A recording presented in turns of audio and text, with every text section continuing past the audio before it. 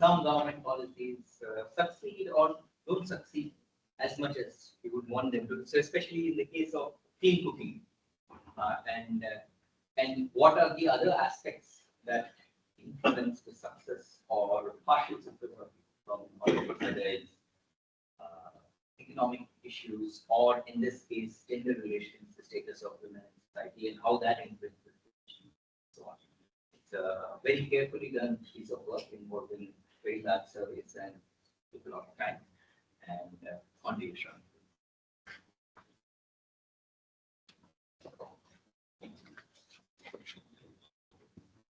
Thank you, Shoaib. Good afternoon. Thank you all for being here, Professor Jays, Dr. Paramesh. And I would like to also thank Professor Ashwin, who took the trouble to organize this talk. And I hope this talk will be worth your while. So to begin with, the importance of accessing and using clean cooking fuel is no brainer. We all know that it has implications on the health, time and labor and general welfare of the household. Now, development theories have argued that women empowerment, that is decision-making ability, employment, financial independence, they have an implication on the vital household outcomes like child health, education, sanitation, and reproductive health and other things. So clearly women empowerment also would have to have an impact or a positive effect on the clean fuel choices. However, our title, it looks like we are trying to say otherwise. In a way, we are, but we can go in depth when we are, as we progress. But before going deeper into our talk, there's a small disclaimer here. The point of examination of clean fuels, when we're talking about clean fuels, there are multiple points of investigation. We can talk about, I don't know, different alternative cooking methods or technologies or cost benefit analysis, the pollutant matters and the examination of it or measuring of it. And most importantly, the short and the long-term health impacts it would have. However, in this paper, the paper that has been published and the talk, we are concentrating on the role of women in the clean fuel choices. So this is the objective of the paper. So let's take from here. Of course, it is not to say that any other points of investigation are any less. It's just that my point of investigation is this. And of course, all together would form a clear and probably an effective policy design. But this is from where we'll take off. Now, let's very briefly talk about what is the cooking fuel scenario in rural India. In urban India, nearly 95 to 98, even more percentage of the households rely on clean cooking fuels, electricity and LPG. But in rural India, we know the scenario is different. Since the late 90s, however, prior to that, there is a significant reliance on solid fuels. However, since late 90s, there is a steady decline in the usage of solid fuels. And according to the recent numbers, 57% of the rural households use clean cooking fuel. That is still 40% or more percent not using it. So this is a figure that tells you about the incidence of solid fuel usage in rural household across the wealth deciles. So I'm sure you can see these are the wealth deciles. One is the poorest and the 10 is the richest. Now here what you see is the dip in the solid fuel usage is around 6th to 7th wealth quartile, that is the richest. Now, so clearly the people who are using the most fall in the richest wealth quartile. This is for the year 2015-16. In 2017, India launched one of probably the world's largest universal clean cooking scheme, where the state promoted clean cooking fuel by investing the lump sum that is required for LPG connection and the stove, and almost all the households now, there is no household in India right now that doesn't have an LPG connection. So that happened in 2017. Now, what did that do? In 2017, when this has been introduced, and probably after 3 years or so, we see the red line there. Sorry. That says that there is a dip in the solid fuel usage in the third and fourth quartile, that is the poorest households. So we do see a dip in the solid fuel usage, but if all the households have LPG connection, ideally the solid fuel usage should look like this, but that's not the case. Why is that so? So some of the reasons that are cited and observed at the ground level are high recurring costs, that is LPG refill, and urban-centric LPG distribution system, and most importantly, easily available solid fuels, that is firewood that is easily available. Now, in India, the cooking fuel policies had been very economic-centric in the sense most of the attention had been paid on the cost of it, and including the most recent policy. However, the cooking has a direct bearing on the time, health, and labor borne by the women of the household, and the rest of the household is affected only via the extension of it. So ideally, adoption and consistent usage of clean cooking technologies should ideally rest on the women. This is what the studies say, and the international institution bodies and the policy bodies all agree to it. However, there is a certain kind of a disengagement in the theory and policy. So the objective of this paper and the talk now is to try and bridge that gap between the theory and policy.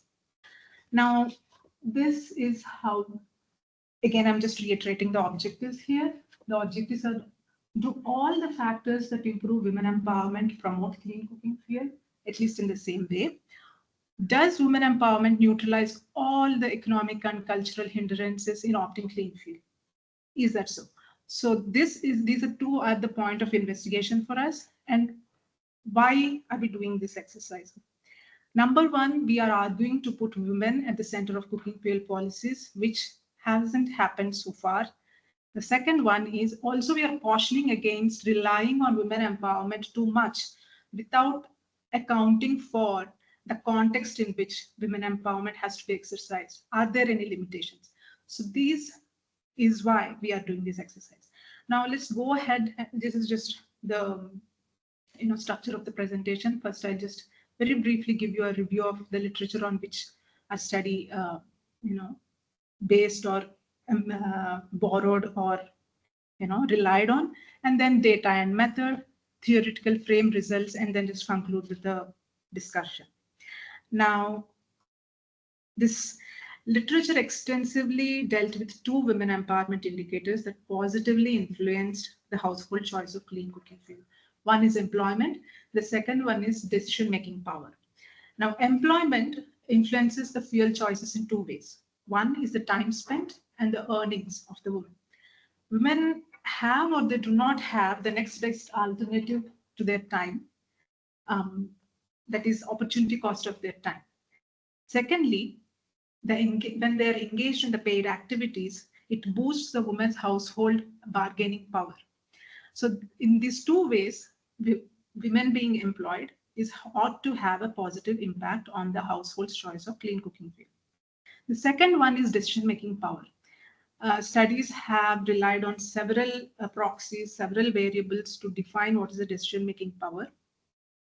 Women with bargaining power can influence the household decision of fuel choice and allocate resources for it. The vast majority of studies found significantly positive association between women having a bargaining power and that household, using clean cooking fuel. So the crux of it is, when in a position to bargain, women opt for less cumbersome cooking processes. This is what the literature in general says. We move a little ahead and say that, are there any limitations to this? What we are trying to do is that we are examining the veracity of this above argument by pitching it against the socio-cultural contexts. So it's clear that, expectations, behaviors, norms are sticky. They are difficult to override, they persist, they are well defined and often passed down the generations. So what women have to do is they have to navigate around those persistent socio-cultural settings to make their decisions or bargain or make their choices. In other words, what to bargain for and if to do so is highly dependent on socio-cultural settings. Now, given this, when they have bargaining power, they choose clean, less cumbersome cooking process. When they bargain, does the setting or the context allow them to choose this or not?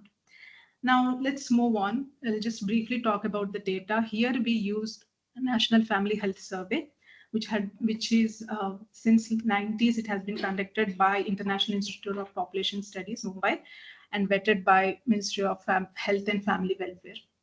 It's a large-scale household national survey, which is conducted at the district level, where the survey is conducted both at the urban and the rural level.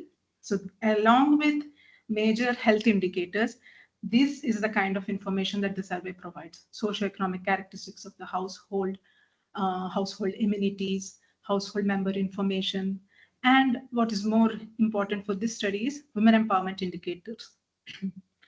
Now, the methodology that we used. It's a very simple econometric analysis. It is just a binomial logic model. That is, a household choosing a particular clean cooking fuel is a function of women empowerment indicators. Now, what are these women empowerment indicators? We will discuss in detail later. So this is primarily that a household able to choose, or the household is choosing a clean cooking fuel, is a function of the women empowerment of the women of that household. So these are we are trying to examine the odds or the chances of that household to choose a clean cooking fuel. Now there are very tightly controlled model for several household and state level characteristics, and this still cooking fuel is an economic good. So we divided the entire sample into 3 wealth groups: poor, middle income, and rich. And the novelty of this study is that we got a chance to examine this, do this exercise for 2 time periods, in 2015-16 and 2019-20. Between these 2 time periods, India's largest universal clean cooking scheme completed 5 years. So now we know before and after what happened. So does women empowerment, the linkages between women empowerment and clean cooking fuel, does it still hold water after the government freely distributed LPG connection and stove? So that is where the novelty of this study lies. I'll just spend a little longer on the theoretical frame.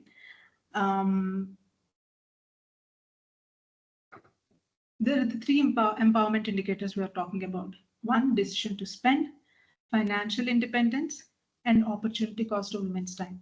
Now, this is how we defined each.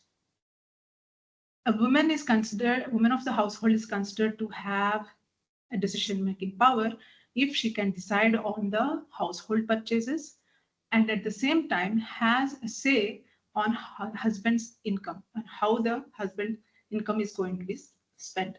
So if she has a say on the economic decisions, she is highly likely to bargain for clean cooking fuel.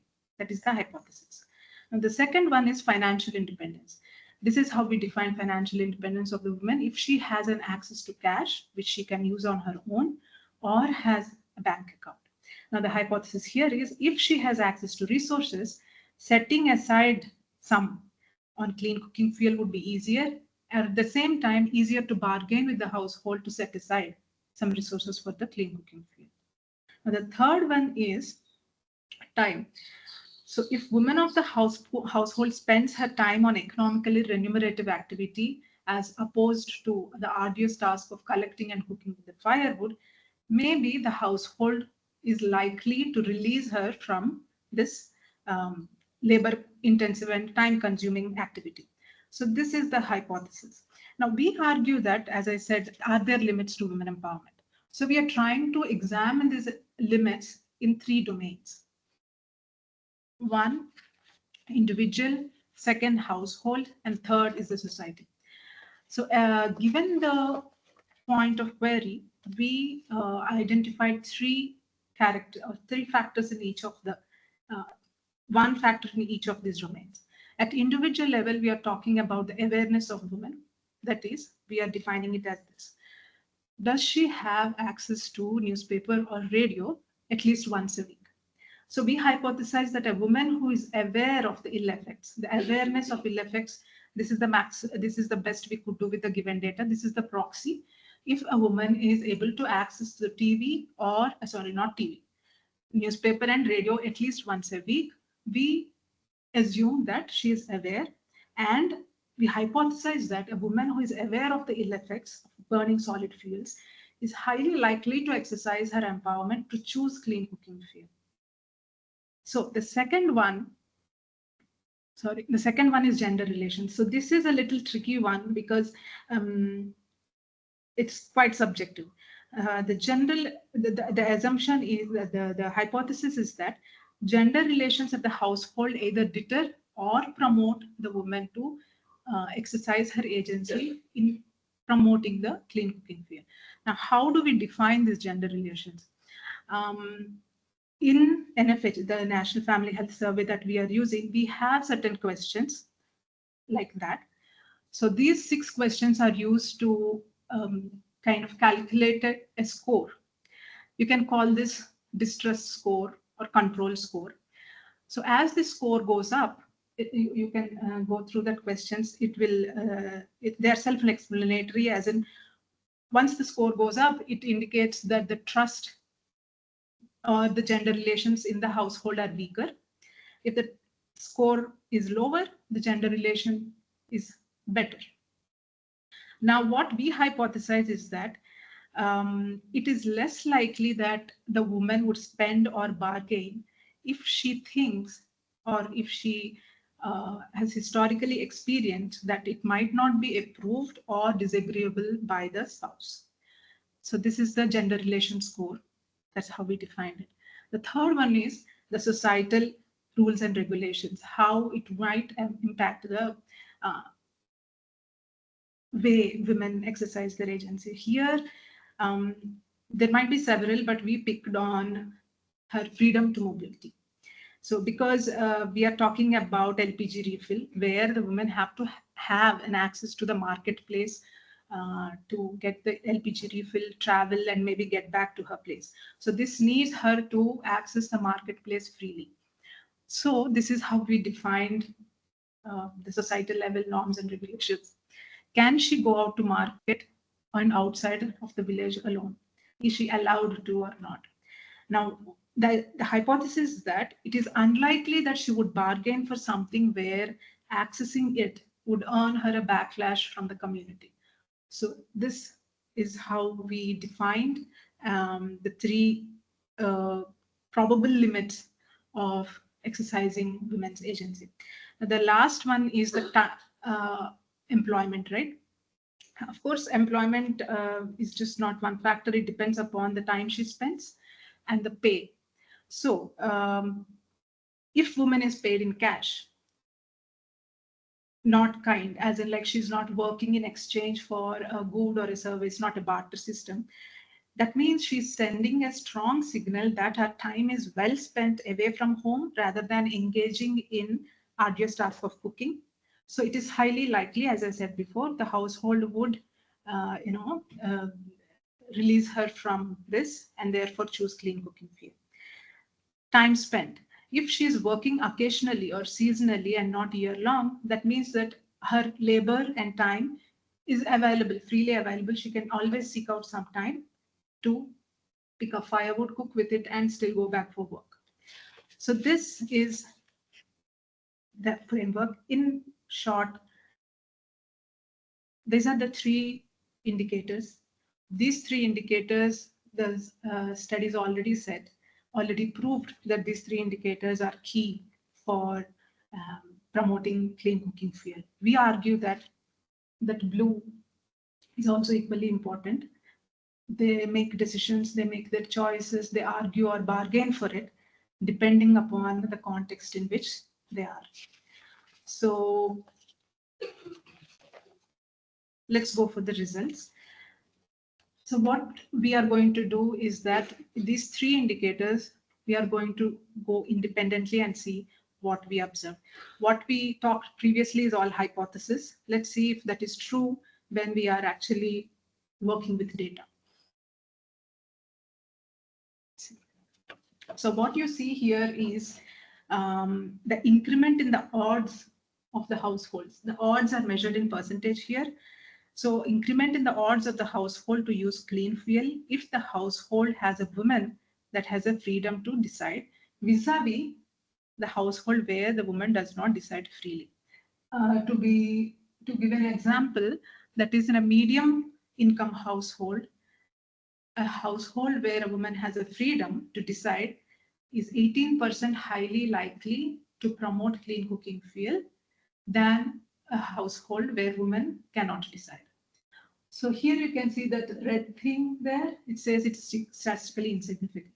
So while the freedom to decide or able to make decision, economic decision is applicable for medium to rich households, it is not applicable in the poor households. And this is for the period 2015-16. This is prior to the clean cooking scheme that we were talking about.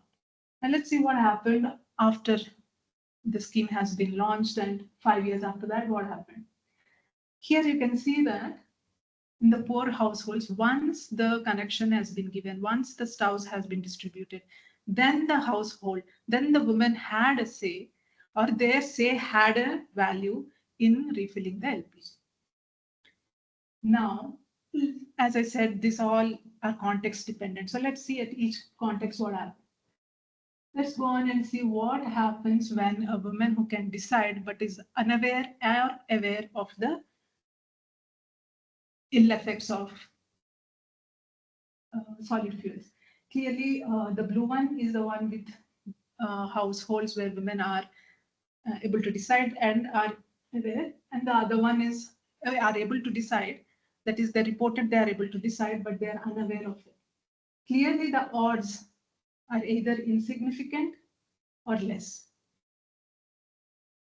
Second, we are talking about is able to decide, but with the caveat of this this is with whether husband distrust or trust score.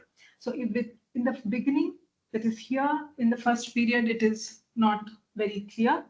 However, in the second period, with every 1 unit increase in the trust score, the chances of the household, even if when women can decide, the odds are still less. So the trust score matters.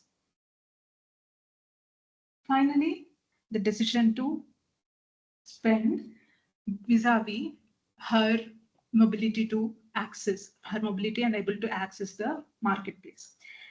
Here, we found that if faced with restrictions on traveling, the odds for the women to bargain for clean fuel falls by half.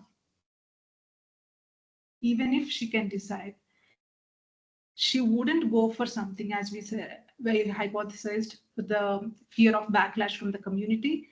It's highly likely either it is insignificant or it is much less than the one where women are able to access the marketplace.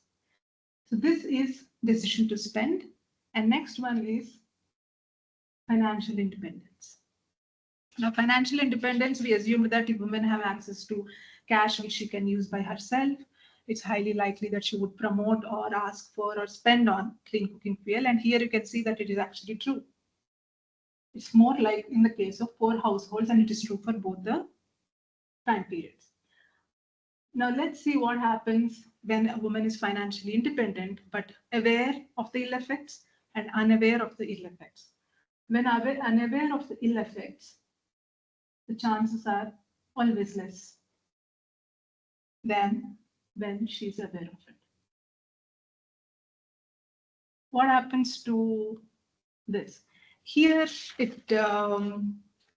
we got mixed results. As the distress score increases, it adversely affects the financially independent woman to opt. But in one case, it is in the medium income households, and the other is in the poor income households. I wouldn't say it's very conclusive. Then freedom to move.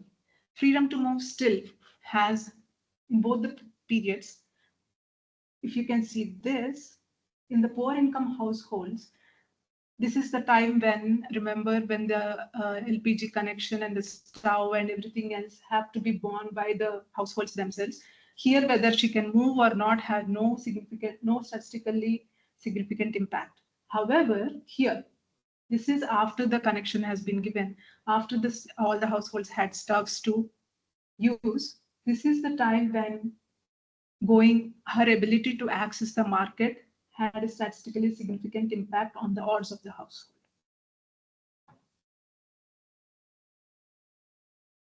Finally, we are talking about the employment, the time spent. That is, here we are talking about a woman who is working seasonally and woman who is working all the year long. Here, whether in 2015-16 or the two time periods, whether she's working year long or not, it doesn't matter. If you are a poor household, you don't, kind of promote any clean cooking fuel, because your time, the factor of opportunity of cost of time doesn't work in the poor households, unlike in the medium and rich. So whether you work throughout the year or you don't work throughout the year, you do not kind of encourage the households or to promote clean cooking fuel. Now, what happens if you're earning in cash, not in kind? This is an interesting observation. During 15-16, if you're earning in cash, if you are a woman working all the year and earning in cash, you're highly likely to persuade the household to go for clean cooking fuel. However, you're a poor household in 2019-20, even after you are provided with LPG connection and stove and you're working year long for cash, you're not likely to persuade the household. This is the time when the subsidies stopped. This is the time when the LPG cylinder costs increased. So this is the time when, even if you're working for cash, it's not good enough for the household to invest on so much periodically, probably every 2-3 months. So this is how opportunity cost of time and pay had an impact on the household choices of whether they're going for clean cooking or not. So to conclude, we are going back to the objectives that we started with. Do all the factors that improve women's agency inspire clean cooking choice, at least in the same way? Clearly, we found varying associations between empowerment indicators and household choice of fuel. And this association again differed across the income classes. Does women empowerment neutralize all economic and cultural hindrances? Clearly, no. There is a strong impact of the context in which women empowerment indicators influence cooking fuel choice, and lack of awareness, poor gender relations, restriction on traveling. It reduces the degree of positive association between empowerment and the household's choice of clean cooking fuel. So I wouldn't very confidently, but not very confidently say these are the only policy implications, but few of them are. State ought to incorporate gender components in promoting necessary conditions or channels that lead households to adopt clean cooking fuel consistently. It's not a one-time thing. It is something which has to happen in regular fashion. That includes periodically refilling of LPG. And the second one is policy attempts to improve women's agency must account for the unrelenting socioeconomic structures. Here we have centralized policies, but what we observed are very much socio-cultural contexts at the local level. So that the policies have to keep in mind. The third one is a network of system that is of a necessary demand and supply conditions that could override such structures have to become an extended component of the policy. It is not LPG connection is provided, stove is given, and then we are done. It's not that. A network system has to be created where a continuous monitoring, evaluation, correcting of the policy is required. And it has to have an appendage kind of like spreading knowledge and awareness. Do you have a system in place where easing a financial and physical burden of accessing LPG cylinders? Small women groups, like how we have in self-help groups, micro groups where some small micro amounts are kept aside, where which can be used for later LPG refill, because LPG refilling is a quite a costly affair for a poor households. So a micro amounts, like how we do the microfinancing that we see in the rural households, rural communities with among the self-help groups, similar to that kind of a setup has to be there if consistent usage of LPG is required. Now, clean cooking fuel needs to be considered as a component of public health system. It has to be the center of almost, I mean, at least crucial health schemes and policies like TB eradication, pre and postnatal health care, women, infant and child health and nutrition. So it needs to be persuaded or attacked from different corners. This is not a one thing that will have impact on one person or one component. It needs to be addressed from several sides. And yeah, that's all I have to say. Thank you.